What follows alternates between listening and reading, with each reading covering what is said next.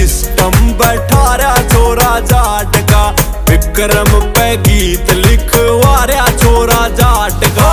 सोनीपत शहर में